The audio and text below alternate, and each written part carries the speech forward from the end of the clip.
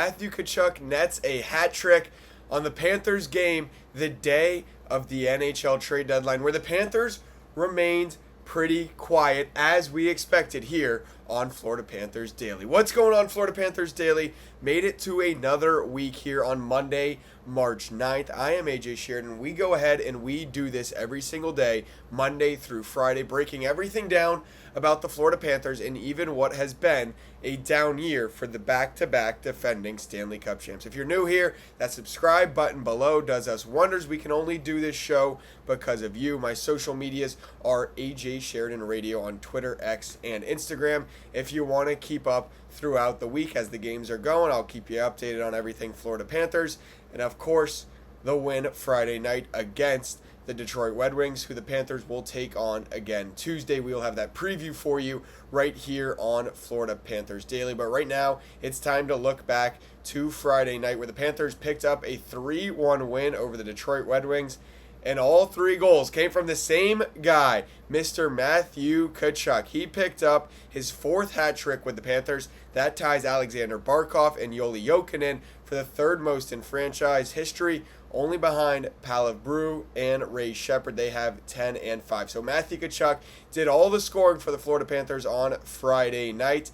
And it was a fun one because Sergei Bobrovsky got back to looking like Sergei Bobrovsky. A good thing to see if you are a Florida Panthers fan, especially the day of the trade deadline on Friday. We will talk about Sergei Bobrovsky and all the quotes he was getting from some of the players. He had 28 saves in the win on Friday night. Panthers were able to break a 1-1 tie going into the third period with 2 goals from Matthew Tkachuk. Of course, the empty netter from pretty much the other end of the ice was the goal that got the hats thrown on the ice. And I mentioned Sergei Bobrovsky. We will talk a little bit about him. Panthers were outshot in this one 29-23, but the physicality that we're used to seeing from the Florida Panthers returned.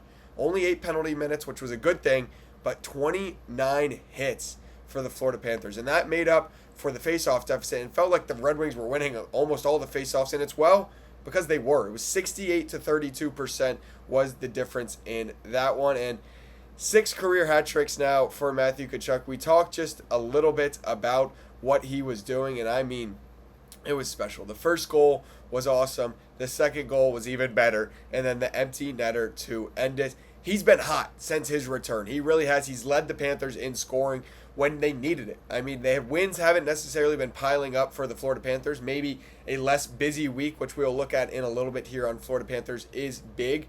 But Matthew Tkachuk has been everything you expected him to be when he returned to this Florida Panthers team, and has given a big boost to this Florida Panthers team as they continue to, I'm not going to say push for the playoffs, as we've talked about. We're maybe pushing more for a top 10 pick than we are the playoffs, especially with some of the results we saw in the NHL yesterday on Sunday. As I'm recording this right now, there are some games in action with playoff implications. The Bruins and the Penguins in the third period as I'm recording this, and the Sabres, who have tied up the Atlantic Division with the Tampa Bay Lightning, are leading 1-0 at the end of the first period. Those are the 2 games I will be done recording before those games conclude. We'll talk about those playoff implications in just a little bit. Again, Panthers pick up a big win, 3-1 on Friday night against the Detroit Red Wings. Tkachuk only had 4 shots on goal. 3 of those did beat the goaltender. Only Anton Lundell had 3 shots for the Panthers besides Matthew Tkachuk. Everyone else in the 2-1 range. Nico Mikkola also did have 3 shots in that one. He was assisted by Carter Verhaeghe on his first. Reinhart and Marchand got the assist on the second, and on the empty net, it was unassisted. So Matthew Tkachuk carrying the Panthers to a win on Friday night. Maybe bringing a little bit of happiness back. If you've sat here and watched on Florida Panthers Daily every single day, Monday through Friday, it's been a bit of a negative tone I've had about the Florida Panthers team, and I started to maybe change the outlook to get a little more positive, just because the season, albeit seems to be over for the Florida Panthers when it comes to winning a Stanley Cup for the third straight year. It is so hard to do, but it is nice every now and then. We maybe want that top 10 pick. It's nice. It makes it a little easier to sit here and talk to you on a Monday, coming off a weekend where the Panthers did pick up a win. But that wasn't the biggest story of the weekend. Of course, that was the NHL trade deadline, where the main story for the Florida Panthers was the lack of moves. We talked about it a lot here on Florida Panthers Daily, that we don't expect a lot of moves. That's not who Bill Zito is, especially when you don't need that one guy to put you over the edge. When you're this many points back of a playoff spot, 10 points as of right now, you don't really need that one guy to get you over the edge. We talked about it's more about getting your guys back and healthy, especially come next year, is maybe the better move for the Florida Panthers. They did move Jeff Petrie. That was the only trade the Panthers made by the 3 p.m. deadline on Friday. And I think the main storyline was the performance the Panthers got from goaltender Sergei Bobrovsky, who remained on the Cats for the rest of the year going into the offseason. There were a lot of quotes about Sergei Bobrovsky after the game. Paul Maurice said, absolutely not surprised that he played as well as he did tonight because he's been the most pressure-filled game. He's played the most pressure-filled game in our sport, Game 7, and shut the door. He has great ability. So Paul Maurice talked about the ability of Sergei Bobrovsky, and then Matthew Tkachuk. He had two really good quotes just really encapsulating the love that this team does have for Sergei Bobrovsky, who no matter what, a lot of Panthers fans were saying, even if he moves on, he is a South Florida legend. You got to get that jersey up in the rafters for what he's done the last 2 years. Talked to her that the Panthers looking to extend Sergei Bobrovsky. They're working on that now. We'll see as we go into the offseason. I mean, you saw last year, we let all of our guys play out the rest of the year, and then we figure out the contracts when we get to the offseason. But Matthew Tkachuk did say about Sergei Bobrovsky, we're all going to wine and dine him if he gets closer to the decision.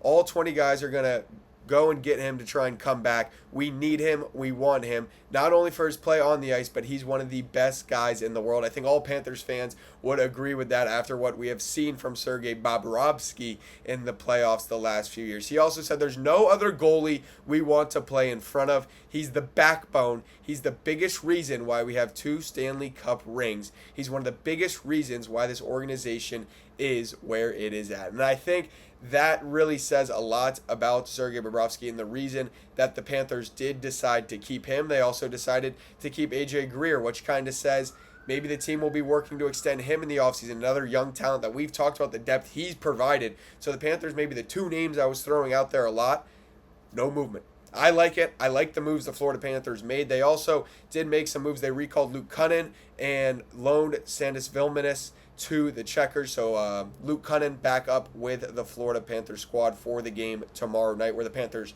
will be taking on the Red Wings again. The Panthers did have offers for Sergei Bobrovsky at the deadline, but they want to re-sign him. So I would expect Sergei Bobrovsky to be the Panthers goaltender in the years moving forward, even as he gets a little bit older. Paul Maurice said on the rumors about the trade deadline about goaltender Sergei Bobrovsky, I really think somebody in Canada decided that Bob would be a good target, so it blew up for a couple weeks.